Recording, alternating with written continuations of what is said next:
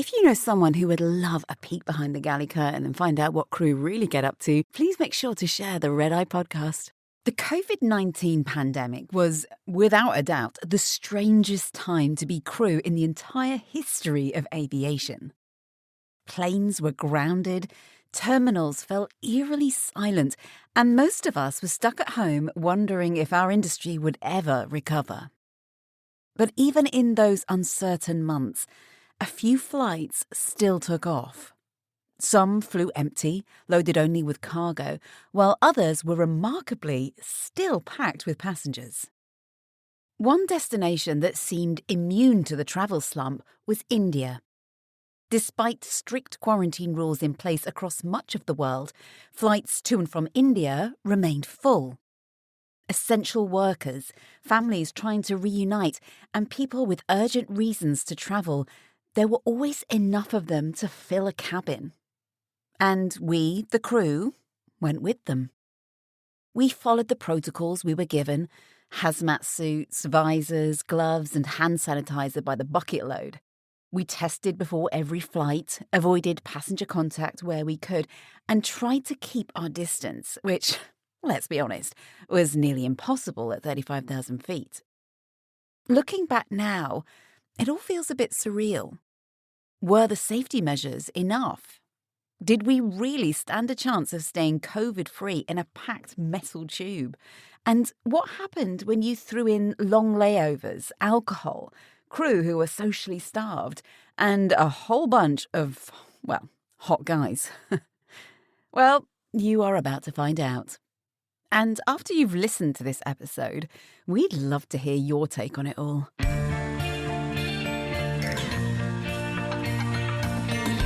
Doors to armed and cross-check. Come fly the red eye. Whoa. Welcome aboard the Red Eye. London Heathrow to Hyderabad. In the briefing room, the crew's giggles were a mix of disbelief and hysteria. Things were changing quicker than they could keep up with. Their friends and colleagues had been made redundant, and while management kept insisting that they were the lucky ones, right now, sizing up the hazmat suits in front of them, the ones they would have to wear on tonight's flight to Hyderabad, some of them weren't quite so sure. And that included Ruby. Ruby was over it. She had been over it since the day she had first been made to queue up to get into the supermarket, and then shouted at by a stranger because she didn't wear a mask. She had been over it when her birthday plans were cancelled, and when the neighbours had called the police when her closest family had popped over for a quiet dinner instead. She was over the lockdowns, the paranoia, the endless changing rules and updates, and most of all, being single and stuck indoors with zero chance of meeting anyone, let alone Mr. Right, who, at this rate, would be arriving just after the heat death of the universe. And now, after she had carefully applied her eye makeup so that she could at least show off her almond-shaped eyes, she was going to have to cover herself from head to toe in this white, crumpled boiler suit and a visor that steamed up when she so much as breathed. Life, frankly, sucked. And yes, of course, she understood the reality. People were dying, hospitals were overwhelmed, everyone needed to do their part, but still, some things just didn't make sense. At the front of the room, the manager read aloud from the latest update sheet, his tone flat with repetition. So, once doors are closed, you can remove the hazmat suits, he said. Just the visor for the flight. And there, thought Ruby as her point was proved, was another one of those things. Another flaw in their plans. If the hazmat suit was essential at the boarding door, when people were still masked, spaced, allegedly, and moving, why wasn't it required once they were all sealed in a pressurized tube, breathing the same air for 10 hours? She couldn't help herself speaking up.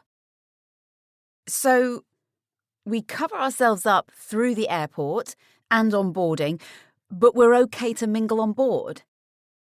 The manager, Gareth, gave a practiced nod and pulled a face that told her not to question it further. Ruby huffed and bit her tongue. She knew people were dying. She knew policymakers were scrambling, but she was young, healthy, and tired of living like a pathogen. Oh, and when we get there, he continued, you need to stay in a bubble of 3 for the whole layover. You can't spend time with any more than 2 other people so that they can identify close contacts if anyone catches COVID. And again, Ruby rolled her eyes. There would be 4 crew and a purser working in the back galley all flight. They'd operate shoulder to shoulder during the service, strap in with elbow distance for landing, ride the same crew bus to the hotel, but for 48 hours, in the hotel, they were to pretend proximity came in neat, traceable 3s. On top of that, they each had to clear a PCR test in order to operate. Flawed, flawed, flawed. But it didn't matter what she or anyone else in this room thought right now. The rules were the rules, even if people were making them up as they went along.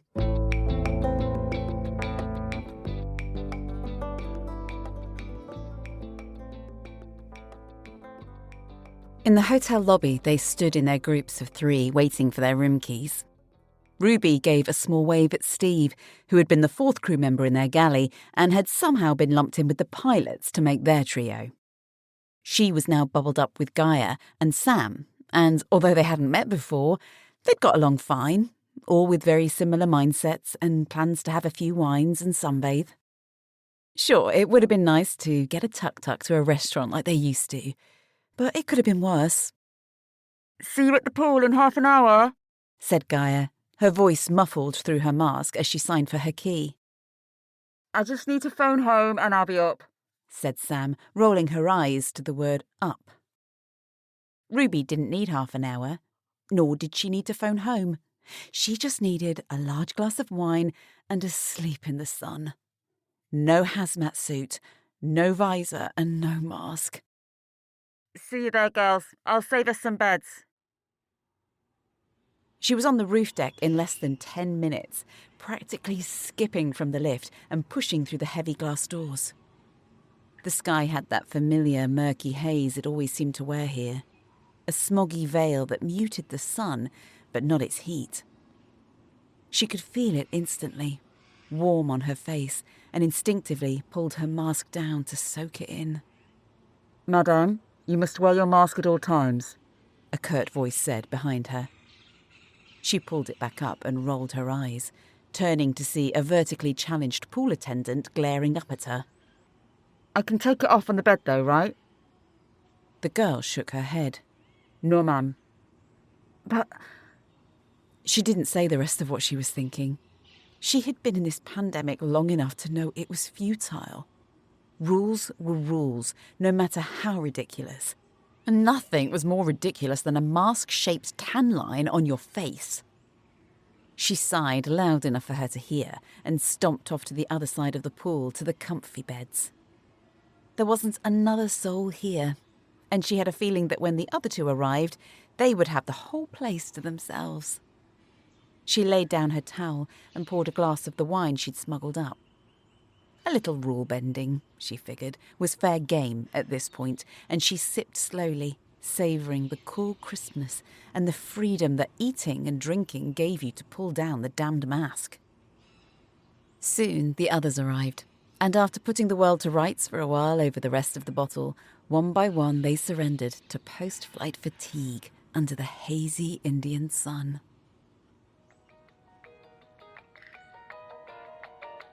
Someone in Ruby's dream was playing music. Something with a Latin rhythm. And she was smiling, losing herself in the beat. She was at a party. That much she knew, though the faces around her were a blur. She could hear voices, men's voices, shouting joyfully in a foreign language, and everything had a golden glow to it. It was a good dream. the kind she wanted to stay in forever. But something was pulling her out of it. Slowly, reluctantly, she opened one eye. Her head was turned to the left, and the first thing she saw was Gaia's face, just inches away from hers. Her eyes were closed, mouth slightly open, and her mask had slipped down beneath her chin. She was definitely asleep. Turning her head the other way, Ruby saw Sam in almost the exact same position. They were both facing inwards, towards her, like human bookends, all three laid out in a line under the sun. The music was still playing, and so were the voices. Still half in the dream, Ruby propped herself up slightly on one elbow and blinked against the light, straightening up her sunglasses which had slipped down her nose. She thought for a moment that maybe she was still dreaming, because what she saw on the other side of the pool didn't seem quite real. There, across the pool from them, was a full display of sculpted, sun-kissed gods, lounging around like they'd walked straight out of a cologne advert. Half a dozen or so men, toned, tanned, and radiating charisma, were scattered across sunbeds in casual Adonis-like poses. Some were chatting loudly in Spanish, at least she thought it was Spanish, while a portable speaker on a table thumped out their music. In the pool, more of them swam and played, ducking and diving beneath the water. One emerged near the edge, water streaming down his chest, his dark hair slicked back, glistening like some kind of mythological merman. Ruby blinked twice. Hard. Nope. Still there. For a second, all she could do was stare. Maybe the pandemic hadn't killed everything after all. "Girls," Ruby said quietly, not taking her eyes off them. She heard Gaia stir. I think you might want to wake up, girls," she said. Sam moved on her other side. "Oh? Seriously, wake up. You're not going to believe this." "Oh my God," mumbled Gaia, sitting herself up and wiping the sleep from her eyes. "Oh wow," Sam chimed in, followed by a low groan. "Oh, this would be great if I wasn't bloated like a pig and wearing yesterday's makeup." Gaia held up her phone, scrutinising her reflection. "Oh, babe, I look like a raccoon with all this mascara smudged under my eyes." Ruby nodded, pulling her mask back up, grateful for the cover. She felt exactly the same. This was definitely not the time to be meeting hot guys, no matter how much she wanted to. "Maybe we should go back to my room," she suggested reluctantly. "Hopefully they'll be here tomorrow." The next day, the three girls reconvened. This time, when they strutted out to the pool, their hair was done, their makeup perfect, and the post-flight bloat had evaporated. It was the closest thing that any of them had got to a Vegas pool party since the world had shut down, and they were determined to have fun. The men from the day before were already there, and they drew their attention, even in their masks, as they walked the catwalk to the same beds as they'd been in yesterday. It didn't take long. Within the hour, Ruby had made a breakthrough, and now Paulo, the Portuguese guy who was part of a cargo team working at the airport and staying at the hotel, was perched on the end of her bed, sharing a humorous tale of their time there so far. "Paulo!" someone shouted from across the pool, followed by a question she didn't understand.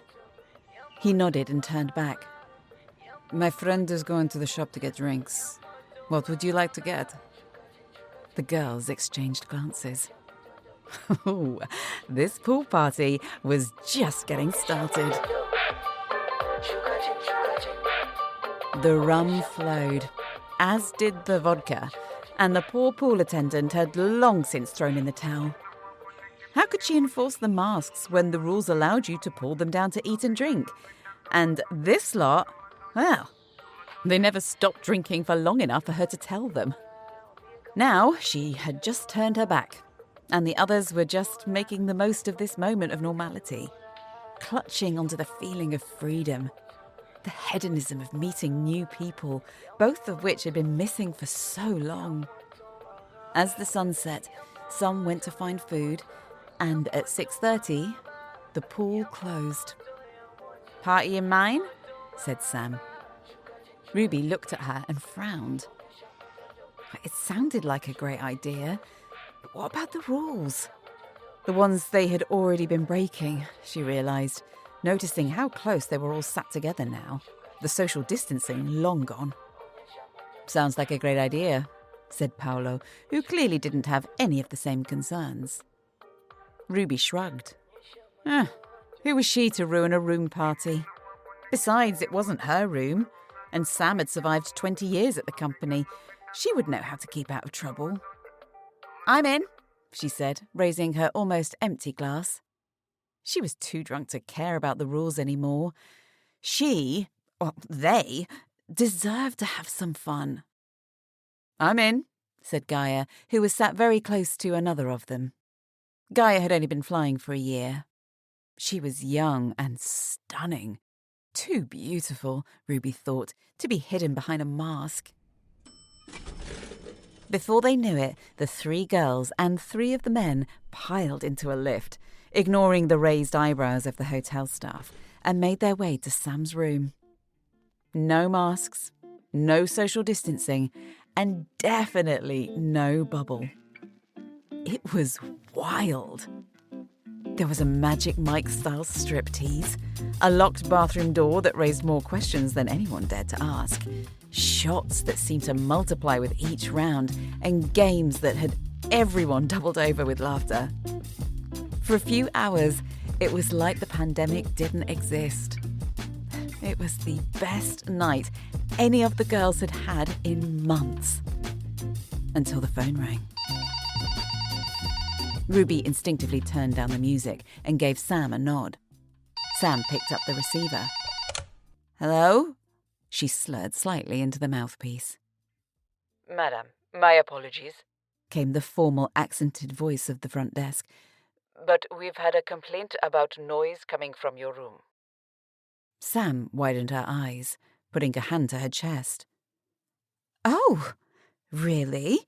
she said, her tone mock innocent. "Maybe I had my TV on too loud." Ruby giggled from the bed and quickly covered her mouth with her hand. "Well, if you could please turn it down," the staff member continued. "And just so you are aware, the complaint came from one of your crew." Sam's expression dropped like a stone. Ruby sat bolt upright. "What happened?" she asked, as Sam slowly put the receiver back down. Sam glanced around at their suddenly silent guests. "One of our crew reported us. They know it was us." No one spoke for a second. Then, as if a spell had broken, the party, as suddenly as it had begun, was over. The next morning, the crew, groomed and masked, gathered in the lobby to check out. Sam, Ruby and Gaia, doing their best to hide their hangovers, stood quietly, hoping to blend in and breeze through the checkout. This was the last official moment they had to stay in their assigned groups before rejoining the others on the bus. But then, they saw him. The flight manager was making a beeline straight for them, his gait stiff, his brow furrowed deep enough to create shadows above his mask. Even with only his eyes visible, the rage was unmistakable. The way his jaw was set, the way his arms were tense at his sides, it was clear they were in for it. "Girls, I had the captain calling me this morning, fuming because some of our crew were having a party in the room next door to him. Was it you?" Ruby froze, her eyes darting left and right at her party friends. She scanned the other bubbles. The captain's trio was standing, rigid and unbothered. The flight manager's own bubble looked even more uptight, and the final group, Well, Ruby was almost certain they spent the layover watching Netflix and journaling. It was quite obvious that it had been them. Besides, she was sure that it wouldn't be too hard to trace the room or to check the CCTV if the captain wanted to find out who it was. Well, it wouldn't be that hard. In which case, it would probably be best to own up than to antagonise him more. She put her hand up slowly, as did Sam and Gaia, who had evidently been working through the same thoughts as her. "It was us," she said, feeling herself cower. Gareth's mask puffed in and out as he drew breaths. "Was there anyone else in the room?" Ruby nodded. "Yeah, 3 others," she admitted, just as the captain appeared behind him. Her stomach clenched and her legs felt unsteady as dread washed over her. "It was these 3, Captain," Gareth said sharply, not bothering to turn or soften his tone. "And they had 3 other people in there with them." The captain looked at each of them in turn. His brow furrowed and let out a slow, exasperated sigh. For a moment, his eyes closed, as if he were calculating just how much paperwork this would cost him. "Oh, for heaven's sake," he muttered, his eyes lifting skyward in exasperation rather than fury. "Why the hell did you have to admit to it, girls? I just wanted the music turned down, and now I need to bloody report it." With that, he turned and walked off, leaving the 3 of them standing in stunned silence, regret rising over them like a slow, inescapable tide. Telling the truth suddenly felt like the worst decision they could have made. But now it was too late. Gareth, the manager who did want the hassle, was still staring at them. He'd seen their confession, seized it, and now he had the ammunition he needed. The rules might have been stupid, inconsistent, and ever-changing, but someone like Gareth wasn't interested in the logic behind them. He was interested in compliance. And they had just gift-wrapped him the perfect case of non-compliance to take up the chain. In Ruby's 10 years at the airline, she had never been in trouble. Not properly. Sure, she wasn't squeaky clean. She'd bent the odd rule here and there like everyone else. But never anything serious. Never anything that could land her in a meeting with HR. Now, sitting on the edge of the hotel sofa with Sam and Gaia while the captain made a call to the company, she felt as guilty as if she'd committed a heinous crime. Her heart thudded in her chest and her mouth was dry. She had a sinking feeling that they weren't just in trouble, they were in real trouble. She couldn't help but wonder if this would be it. If this would be the thing that got them fired. How bitterly ironic that would be. They had survived the cull, the furloughs, the mass redundancies that had wiped out entire seniority lists, only to be sacked for a bog-standard hotel room party. Something that, before the pandemic, had been practically a rite of passage on layovers. A little harmless fun. The captain returned, phone in hand. It was always hard to read people with a mask covering half their face, but Ruby searched his eyes for clues. There was no fury there. No judgment. Just frustration. "Girls," he said, voice low, "you're allowed to fly home. But you're not to come into the flight deck. And you'll be met by management on arrival. They'll want to speak to you."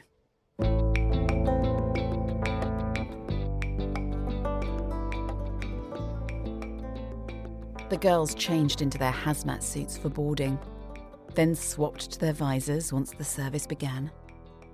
Gaia cried almost non-stop the whole way home, her voice trembling as she called the captain multiple times to apologise.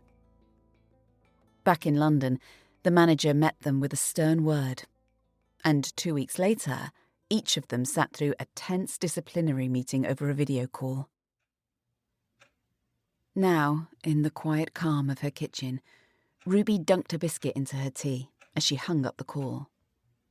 She smiled softly as she reached down to stroke the head of Bruno, her aging Labrador, who had loyally slept by her side throughout the entire hour of humiliation and self-reproach.